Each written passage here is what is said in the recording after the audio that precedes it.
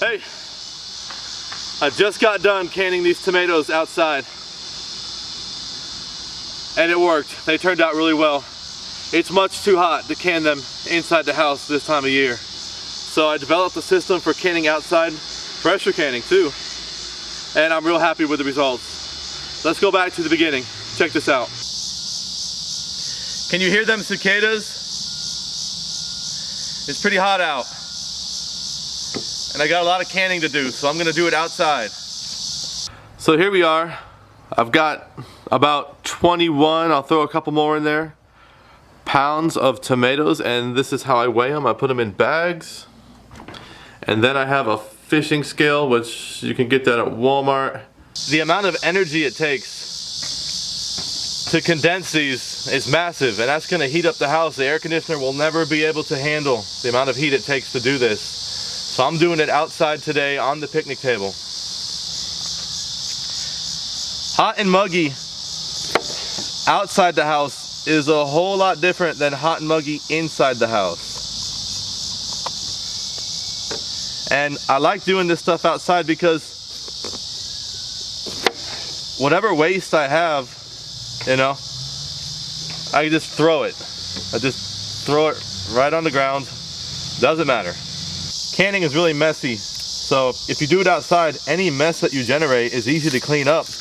I just throw everything on the ground, and if I spill anything on this picnic table, I just hose it off with the garden hose, and that's a whole lot better than doing this in the kitchen, I think. I'm using this USDA website, and I'm making like canned crushed tomato juice. It's not juice and it's not sauce. So the idea is to can the stuff and then have it ready for use, regardless of what you're gonna make. Tomato soup or chili or whatever it is you're gonna make, this will be ready to go. The recipe says to heat the tomatoes and crush them as if you're making tomato juice. I'm not gonna take the skins off or worry about the seeds. I'll get that later.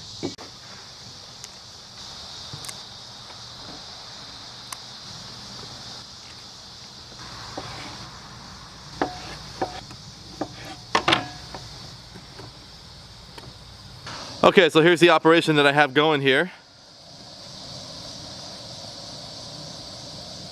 I've got an outdoor burner, and I'm going to use a propane tank to heat this up and simmer it as long as it takes. Now we're cooking. I've got this on the lit burner, and I don't know how long it's going to take, and it doesn't matter because it just takes as long as it takes. And I'm not concerned about it because it's not going to be heating up the house, so it doesn't matter. I switched over to the big pot just to make it easier. It's just so much easier to work with. Okay, so we're making some progress. The day is getting hotter, and I'm glad we're doing this outside. And the reason why this heats up the house so much is not because of the massive amount of heat, that's one, but there's also a lot of humidity going into the air. All of this humidity would go right into the air inside the house and make things even more uncomfortable.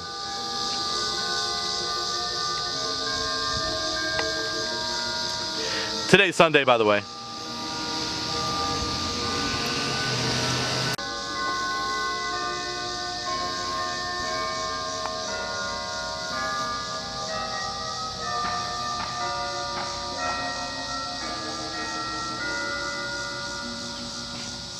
Alright, looking good. Now it's time to run this through a strainer, or I guess a sieve.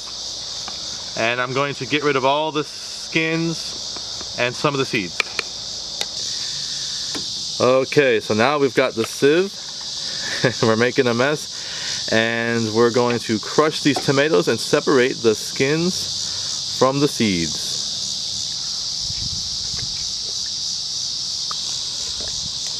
Alright, another reason why we do this outside, because look at what a mess it makes. Reason 999. Okay, all of this pulp right here, I'm just going to dump it right there. There's a hole in the ground from where I was digging potatoes the other day. And then I'm just going to kick some dirt over it and we'll never see it again. Awesome. Those cicadas never shut up. I don't mind them though.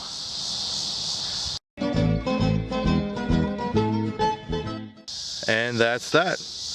There's 21 something pounds of tomatoes that were crushed and boiled down and strained. Half teaspoon of citric acid per quart.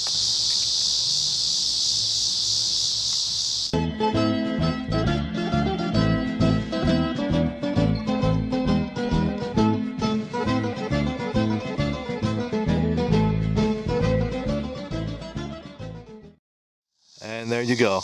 We have 7 quarts filled perfectly. That never works out, but we got lucky.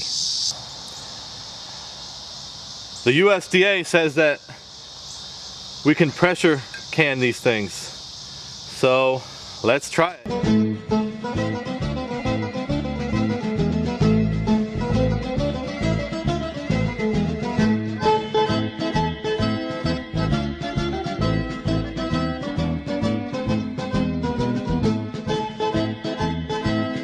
We've got a huge mess, but I'm not worried about it because cleanup is going to be easy.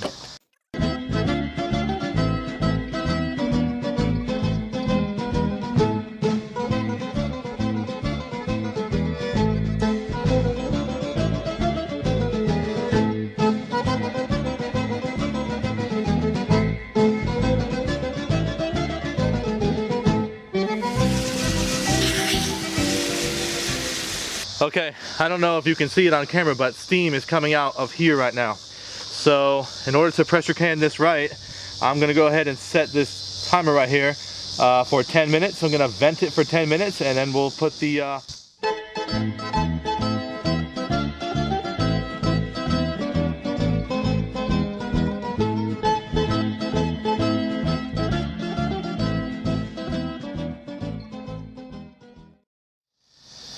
Now if you look at the flame right here, I've got it up really high until it starts to make pressure, but I'm going to turn that down later. There's a lot of soot building up on the pot. It's just one of the things that happens when you use this type of fuel. It comes right off, but you know, you just got to wash it. Okay, now we're cooking. And it's gonna start jiggling back and forth like crazy, so I'm gonna turn down the fuel just until I can get it to rock back and forth with like a gentle rocking motion.